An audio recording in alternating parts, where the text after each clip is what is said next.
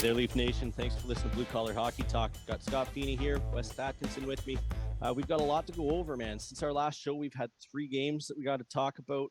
We've got a goaltender that's shattering records. We've got COVID Canucks taking place. I mean, that's Canucks. That's COVID. That's not hockey that we'll talk about there.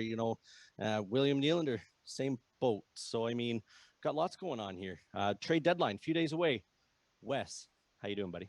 I'm doing great, man. And it's been a treat to watch these games lately because with what's going on in the world and in Canada right now, it's so nice to have a little bit of escapism. And it helps that the Leafs are playing really, really well. And it's something just to look forward to watch, I mean, for an entertainment value, they're coming in at full value here for me, man.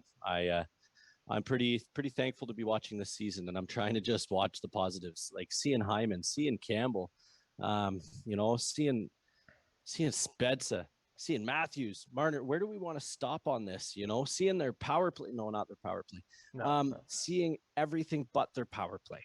Yeah, it's awesome. Well, we definitely have to get right into it, man. Let's talk about Jack Campbell with that 3-2 win over the Canadiens. Can you believe that Campbell set a franchise record, 10 wins to start a season? Like, the Leafs are 100 years old, over 100 years old, and he just broke a record. I know. Like, it's amazing to see records fall when, we're not talking about a club that came in the expansion of after the original 6. Like, we are the original 6. We started this damn thing, It's cool. This team loves him. Oh, yeah. Like, the players just love him. Like, watch Marner. Like, what a moment to see between them on the ice, and Matthews. And then Campbell in that Sportsnet interview after, where he kind of shed a tear, that guy's just, I love seeing the human side of him, and he truly is thankful for where he is. Because, I mean, think about it. This is probably the very best moments of everything that he's worked for is happening right now. And you know what? I think we see that in him so much more because he is an older guy. He's not a young guy that was drafted. He was drafted high, but he didn't get that success right away. So going through those few years of failure and being humbled, he knows he's part of something special right now, and that really comes through the camera. It comes through to the fans. It comes through the team that he knows he's on a good team this year. He's with a good group of guys, just like the veterans on this team. But he's younger, so maybe it matters more to Marner and Matthews and Nylander. They can relate to him a bit more because he's more their age. But it's just a great story, man. The bond, man, chemistry. I always preach chemistry. This guy reeks it. He is chemistry in spades with these boys. I mean, Matthews going up to him and just putting face to face and just saying, I'm so effing proud of you. I don't know, man. There's something special happening there. And I don't think you can deny that right now. There's something special that we're watching, man. Yeah, and like I said, it's great, and it just bleeds through the camera. But let's talk about some of those games, man. How about we go all the way back to Sunday, April 4th, when the Leafs played Calgary, and they won 4-2. To me, the best player in that game was definitely Galchenyuk, man. He got his first goal as a Leaf. I think he's really found a spot on that line with Tavares and Nylander. Me too. I mean, it makes you really comfortable putting out those the top 6, eh? You've got 2 solid lines that you can roll over. The third line's no knockover either. And I mean, you're gonna have, I mean, it's you had Michael Hutchinson in net, man. Yep. And you're posting a 4-2 win. This is their 3rd string goaltender. Fourth at the beginning of the year. Yeah. This. You can't ask for much more. And the thing is, too, with Galchenyuk, what I'm afraid of, and we're getting into trade talk a little bit, I really hope they don't get someone else to replace him, because I don't think he's a good 3rd-line player or 4th-line player, man. He has too much skill to be on the 3rd or 4th line, in my opinion. He needs to play with good players to get the best out of him. Me too. That's why, when we got that trade deadline coming up, like you say, I hope they don't bring in a big forward. My gut says we're going to see this Taylor Hall garbage, but I hope we don't. We don't need that.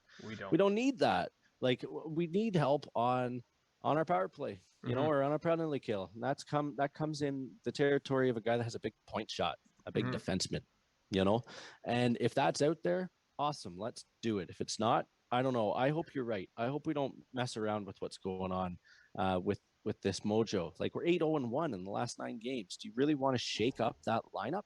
Yeah, no, you kind of want to keep it going because, like, there's only 16 games left. The playoffs aren't that far away. Like, right now, if this is the regular season, this is when you're kind of like tuning up to get ready for a playoff run. And they have to look at it that way. Like, I know they haven't clinched their spot yet, but let's be real. They're making the playoffs without a doubt. So they need to act as if they already have and just use the remaining part of the season to get in playoff shape. I agree with you. 100% I do. Let's move on to the next game, man. We played Calgary again, 5-3 win. We had Campbell in net for that game. Our power play finally scored. Yeah. That was pretty amazing. But we gave up a shorthanded goal first. So it was pretty damn important that we did throw that monkey off our back. Yeah, they look good, man. The power play, it just finally connected. You could just feel it that like they were so happy to have finally scored on him, and like they looked pumped. Like whoever was skating behind the net, I just remember his arms just going in the air. He was so happy that they scored on that power play. Yeah, I mean, because it was getting to the point where you wanted to almost negate a penalty, like, no, it's okay. We'll just keep playing 5-on-5, like, hey, let's get this train going because specialty teams is huge in the playoffs. So if you're going to have a slump in it, let's do it in the middle of the season. Yeah. And still get points. Yeah. And Matthews looked good in that game, eh? He got two more goals. His wrist looks fine to me, man. His wrist looks fantastic. That shot is coming off awesome. He's playing and he's got confidence on that puck. I love it. He's playing some great hockey. Great hockey. And it's going right through the whole line. It's going right through the whole lineup, right down the whole bench. And he loves to go over and share that enthusiasm with Campbell. And Campbell loves to share that enthusiasm with him. Yeah. Well, before we get into the Canadiens game, that was last night, that 3-2 win, I think West Coast Tim had some thoughts about that. Do you want to get into that? Yeah, all right, here we go. I've been really impressed with how when the team isn't playing their best, they've been able to weather the storm and regroup for the next period. Last night's game against Montreal was a prime example. Ugly second period, and in the third came out flying. I've been pleasantly surprised to see that as a recurring theme this year. You can really see the maturity of the group this year. Yes. That's pretty much all I got to say. Yes is correct. I think that is the correct answer because, I mean, the Leafs go in. We play against Montreal. And to be fair, that game was even. At one point, I saw the shots were even. It was a 1-goal game, and the shot attempts were 53-53. Like, the game was as close as it could get, and they really just kept in there, didn't they? Yeah, they did. Campbell kind of bailed them out in the second period, but hey, that's what they did. They went into that break and they came out flying in the third, and they put their will over the Canadiens and won that game. They just played better, and they weren't getting out of there with anything but 2 points. No, the only guy on the other team that I was worried about there for a while was good old Corey Perry. Oh yeah, and he is someone to be worried about, man. He got both of those goals for them, so. He is a guy to keep your eye out when, especially if we end up playing them in the playoffs. Man, he's a guy that can really change the series. 100%. Who could change a series? And who's going to want a big contract next year? How about Zach Hyman? Oh, geez, beauty, man. Yeah, he's awesome. Like he is everything that we want on the Leafs, right? Like. We're blue collar hockey talk. He is a blue collar hockey player. He is. I should get his jersey and I'd put his name on the back of the jersey, and I don't do that too easily. Yeah. Like I should do that and put that up on a wall. Oh, for sure, man. And he is the guy that if they can't bring him back, God, we're gonna miss him so much. Well, you know what? I mean, in all fairness, we look like. I mean, it's only 10 games, 10-0, But I mean, Campbell's putting up some pretty solid minutes, and it doesn't look like it's just a fluke. The guy plays confident hockey. Mm-hmm. Like the way that he stops the puck, the way that he carries himself, the way that he is on the ice, and cares about it, and passion filled. Um, if he can stay healthy, and if we could have him as our number one goalie next year, how about having that as an unbelievable deal and a bargain and a half? And now you got money for Hyman because you're going to need to save it from somewhere. You're going to need to pull it from somewhere because he's earned himself some bigger money. He definitely has, man, and I think this is going to take some cap gymnastics, man. Like, you really wonder what the Leafs will have to do to keep him around. Like, he's a local guy, so he loves being a Leaf. Like, he was originally drafted by Florida, and he refused to sign there, and then he came to the Leafs, right? And it's one of those things that we just forget because it happened so long ago. But like, Hyman chose to be a Toronto Maple Leaf. Yeah, man, best trade ever. Was it Greg McKegg or whatever the guy's name was? Something like that, yeah. Like, I barely Jeez. remember that, but man, that was a long time ago. But let's get into some other Leaf news. Nylander didn't play in that game. It was. Let me make sure I get this right. Due to the possibility of being exposed to someone who may have been exposed to another person that is COVID positive. So Nylander hasn't tested positive, but he's in isolation right now, and he needs 2 negative tests in a row before he can be cleared to join the team. So do you think, with all the stuff that's going on around in Vancouver right now, were they right to play that game last night? They must have had whatever their reasoning is, whatever their protocols are that we're not quite privy to the absolute details of them. Mm-hmm. They must have checked those boxes, man. But who the hell am I just to put blind faith like that? I don't know. With Vancouver, it doesn't look like they're gonna, buddy. Like we got to tie this two things together, Sure, okay? sure. Like you got the good old COVID Canucks. Time of this recording, there's 19 players on the Vancouver Canucks on the COVID protocol list. Mm-hmm. The And there's many they're more like coaches and staff and man, stuff. So yeah, it's only and straight 19 through the players. families too, Yeah. man. Like I mean, it's gone right through everything and everyone. You know, um, like they're not going to be looking to get going for another week. There's no way they're playing all of their games. So no, I guess really, in all fairness, the league maybe took an unnecessary risk. You know, the broadcasters have to have an agreement in place so that they do because there's many games that do get halted with only a few hours to Mm-hmm. up to play. You know, but I'll tell you, they took a risk. I hope that nothing comes out of it because the Canucks, I don't see them playing all their games. Yeah. You gave a pretty cool suggestion on what you think could happen. I thought it was pretty. So I think the Good. NHL has kind of lucked out with the way that this division has unfolded, because we already know the 4 teams making the playoffs, right? Like, the reality is Vancouver is 8 points behind Montreal, and the Flames are also 8 points behind. So they're not going to catch them, right? So my idea would be Vancouver to not play any more games against Calgary and Ottawa. As of right now, they have 4 games left against each team. So taking 8 games away from them, I think they could do that. That makes sense. I mean, because I've heard them say like maybe play 48 or 50 games. That's exactly on pace what you're saying there, and that's how you do it, right? Mm-hmm. But then I guess they would go on points percentage, right? With the assumption and the hope that they don't have higher points percent, like because you couldn't just omit them. You know, you couldn't just call them irrelevant.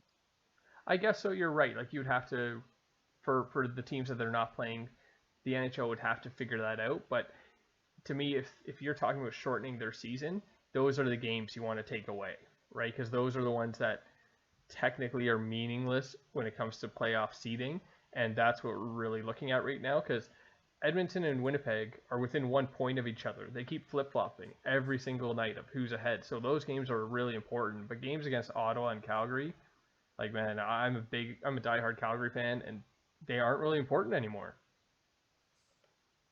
No, no, I guess they're not. You know, the Battle of Alberta, it had such a chance to be so glorious this year. Mm-hmm. Calgary, you blew it. You friggin' blew it. Yeah, yeah, it's too bad, man. And But like, I do think that they need to make sure that everyone is healthy before even coming back to the ice, right? Like, they have to be super careful about this with the Canucks, especially because of that variant, that Brazilian variant that's very, very contagious, and it is so much worse than regular COVID from what I heard when it comes to, the health and recovery of your body. So those guys need to take all the time they need to get back to it.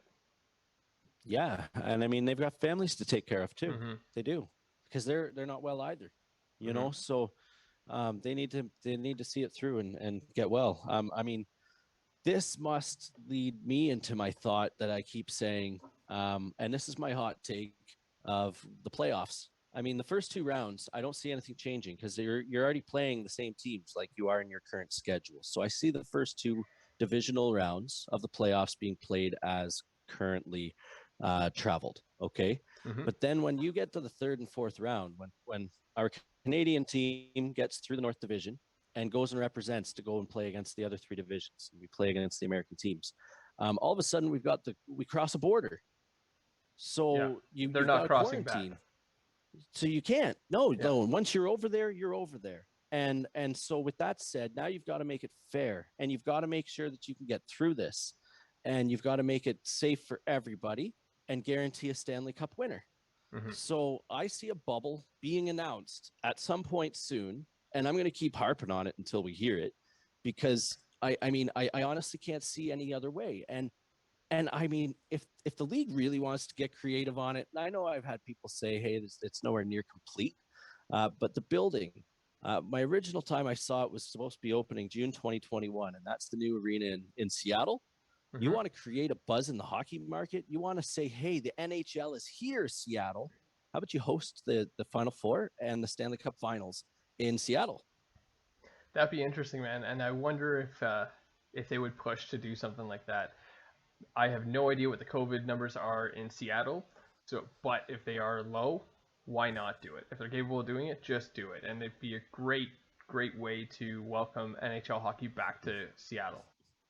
And if you can secure a bubble, Yep. then it's going to be low, because Mm-hmm. you're gonna have to get into a quarantine anyways. So get quarantining in a bubble, Mm-hmm. and everybody joins it. And all of the American teams have to join the same quarantine that this Canadian team's got to go do. Oh, for sure. Like I think that I think it's gonna happen. Or not. I don't know if Seattle's gonna happen. That's my hot take. But I Mm-hmm. do see a bubble happening, and I do see it being in one location in an American city. Yeah, and if you asked me about this, say 3 weeks ago, I would have been like, no chance, man. Like they are past the bubbles. The players are done with this. No way. But with Wait, Vancouver happening, like it is. I think you're on to something, man. Like I could see a bubble for the Final Four. why am I so quick to dismiss Canada? Why am I not thinking that Edmonton or Toronto, who had 33,000 tests, all come back negative? How am I thinking that they don't have a chance to host that again? Because of the 7-day quarantine, man. No way. There is. Why would you do that as the NHL? Why would you say, all right, everyone, we've done half of our playoffs. Let's take 1 week off and then get back to it. At least Because off. you'd say that you're securing your bubble. Yeah, but I don't see that happening, man. They're not going to do that, especially because the end of the season has already been extended due to games being pushed back. They're not going to push it back another week and possibly into the Olympics, which is Right. something they're not going to touch. So I don't see that happening. I think they're going to go somewhere in the States. And, I would pick somewhere, I don't know, somewhere the players like to go, like New York or something, right? Where they can. I think the term bubble, too, isn't going to be the same. It is going to be like a loose bubble where they would just be in one arena, and whatever the rules are for that town, they're going to be allowed to do whatever they want, because I don't think the players or their families will agree to another like hard bubble like they had last year. Especially if you're from I imagine if you're from Arizona, man, or if you're in Dallas. Like these places are completely open, and then you get told you can't do anything. They're not going to agree to that. No, you're right. So they'd have to find somewhere where they're going to lock it down, but there would be their own protocol. Yeah. They'll do it. They'll do it. There'll be a bubble. It'll be somewhere. I like your take. This isn't going to be the last time we talk about this, Wes. Oh, I love it. I always like not. talking about this one with you. But we got one more game before the trade deadline. One more game, man. Yeah. So do you think they at least can do anything to push Dubas to make a big decision, or are we like, hey, we're on a hot streak right now. The decisions are already made. we're all in this year. I think that the hand's already been put forward. I don't think the next game makes or breaks any decision of whatever Dupus is trying to currently do or not trying to currently do. I said it earlier in the show. I have this gut feeling of this Taylor Hall thing, which I first thought was an absurd idea, but now the more I still think it is. But I also thought that it was absurd to think that it would happen. Mm-hmm. I'm starting to just get this feeling that it's going to happen, and I don't want it to. I don't know if I want it to. It could be something wicked. Maybe he'd be looking great he's not a center. So he'd be playing on your third line on a wing. I don't want him in the top six. We just said we don't want to toss that around. I've heard it's a first round and a top prospect, and they'd take half the salary kind of talk, but I don't want it. No, I don't want Hall either. My thinking of where Hall is going is Montreal, because Gallagher's injured. He's on LTIR for the rest of the season. They just freed up cap space. They'll be able to free up another, I think Taylor Hall is $8 million, so it would be $4 million. I think Gallagher just makes under $4 million. There you go. That's the fit. Even though they have so many wingers in Montreal, they don't need any more. They need centers, but I could see them taking a risk at him. I could see him going to Montreal. I guess that could make sense. I mean, Montreal seems to be thinking that they've got a real shot. And in all fairness, they're playing against Toronto in the first round. If everything sits as it does right now, that would be an unbelievable matchup. I could see Taylor Hall going there. Sure, I don't want him in Toronto. I don't actually want him in the North Division, I guess, but maybe I do because he's only scored 2 friggin' goals. Could you imagine the look on Eric Stahl's face if Taylor Hall comes walking in? Be like, really? I see you again? I just left Buffalo and now you're back here? Good God. You want to know something? If there'd be honest feedback, because that Bergevin would be going down and talking to him saying, hey, what do you think of Taylor Hall?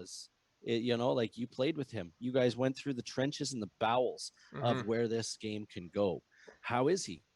What's he like in that room? He could ask Stahl, what's his health like? How badly was he affected by COVID? Right, you're absolutely right. Stahl's a perfect mole for Bergevin to use to find out about Taylor Hall. Yeah, man. Tons of reasons. Tons of reasons is right. The only move I want to see the Toronto Maple Leafs make, and I honestly think they're trying to look around for something like this. You're going to want to do one of two things. You either want to find, I know we were saying top 6, but I don't really see it. I see it as almost like maybe finding someone to play on a center depth. Like someone that could fit into your third line on any given night if you want him to on the center. And with Hall being a winger, X him out off of that even there. Or you have to get some grit and defense and big shot on that point. That's me. And I think they'll try to do it. Whether they get something done, I don't know. I don't see any goaltender stuff happening. Everyone's in love with Jack Campbell right now. Yep. I do have a take about this, but I'm going to save this for our next show on Sunday, the day before the trade deadline, about who I think the Leafs are going to go after. But moving on right now, let's go into this day in hockey history. And this day I remember, and I'm sure you remember it too. 2017, back when we could go to arenas and crowds were encouraged, Austin Matthews scored his 40th goal of the season, a 5-3 victory against the Pittsburgh Penguins at the ACC. The second rookie since 2005 and fourth teenager in NHL history to score 40 goals in a season. Also, the Leafs clinched their spot into the playoffs that night. What an amazing game that was. Do you remember seeing how excited everybody was? Everywhere. This stuff was we were talking about Wendell Clark, and people talk about Wendell Clark with absolute passion and admiration, and he's the truest of Toronto Maple Leafs, and people were like, look at what he's doing. He just beat what Clark did in Israel. Yep.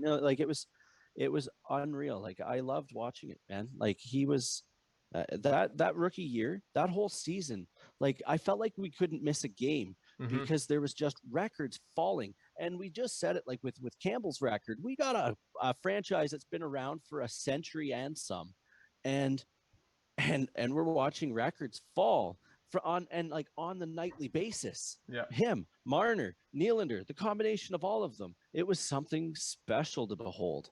And that season, what was awesome about it, it was all positive because the Leafs had zero expectations that year. So there was nothing on those guys. It was like, go out and do your thing. And we'll, as fans, we want to watch and we're encouraging because they came in dead last the year before that. So our expectation was like, just be good, just compete. We want to see what you can do. And to do what they did was amazing, man. Like Connor Brown, fantastic that whole season, man. Like think of who else was on that team. Bozak was on that team. JVR was on that team. Kadri. Like these guys are long gone, and it was awesome to see that team go through what they did. It was. And I mean, I felt like I was watching them grow, like Matt Martin playing on that team. Like, Mm-hmm. and I bring him up because of his bond that he had with Matthews. Like, it was just cool to see it. Like, it was a really neat season, and it felt so refreshing because my God, it was so many just dark seasons, Oh yeah. and it was one after another. And I mean, the only time that we made it into the playoffs, it broke my heart. Mm-hmm. Like I just don't even know what to say, man. Like it was just it was the right turn. And I mean, I, I And went the season before. Oh, you I go, bud. remember You go. too, like when they made it to the playoffs, it was game 2 against the Washington Capitals. Watching that double overtime goal by Kapanen when Boyle went around the net and passed it backhand to him, and Kapanen put it in. I remember jumping out of my chair and just like with just joy about how pumped I was that they won that game. And it has been so long since that has happened. Like it was an amazing feeling. I remember I scared the crap out of my girlfriend. My dog was pissed at me because it was like midnight and I was hooting and hollering, but it was awesome. Oh, buddy, big time. And I'll remember Gord Stellick saying it in that Leaf Nation post game then. He said, this is an unbelievable feeling and enjoy this ride, enjoy this season because Mm-hmm. this is the season that has no pressure and no expectations. Exactly. It's all different after this. And it was so true because it was just so fun. I went to the pub. I went to the pub pretty much. I don't go to the pub.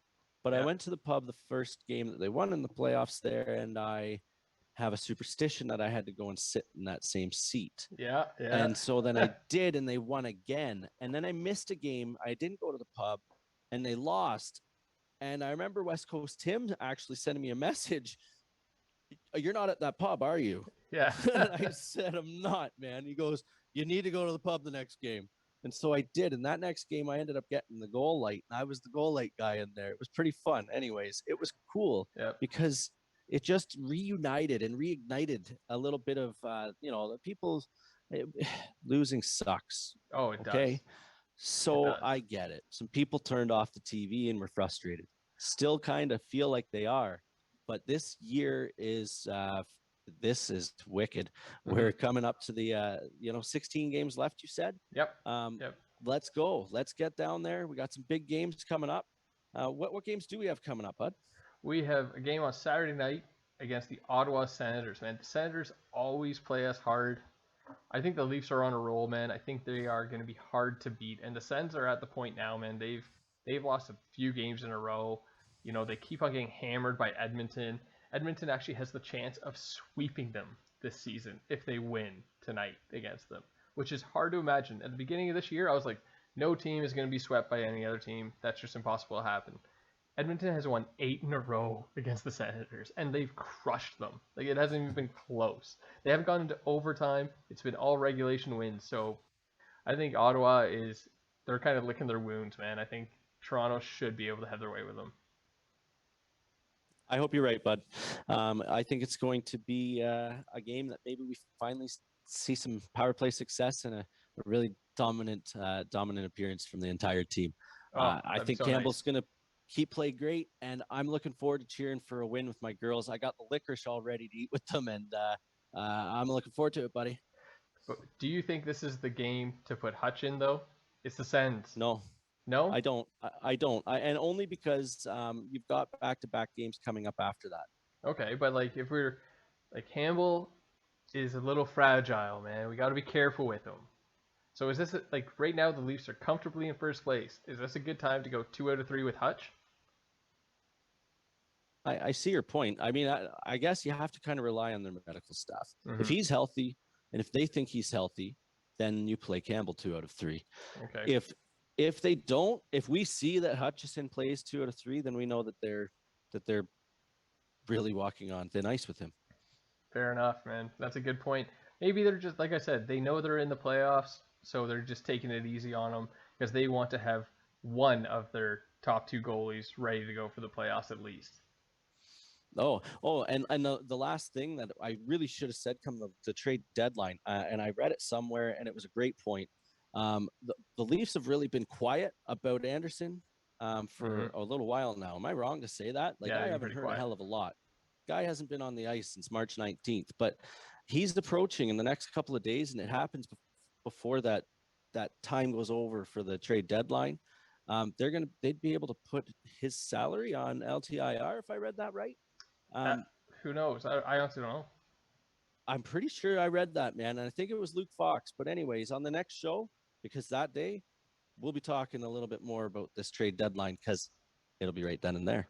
All right, sounds good. Well, I think that's all I got to say tonight. Do you have anything else you want to get to? No, buddy. I just want to say thanks to anyone that's listening. Thanks to anyone that's given feedback. Click like, subscribe, share this thing, man. Get it out there because I don't know how the hell to do it, so help us out. Thanks for listening. Couldn't have said it better myself, so go Leafs, go.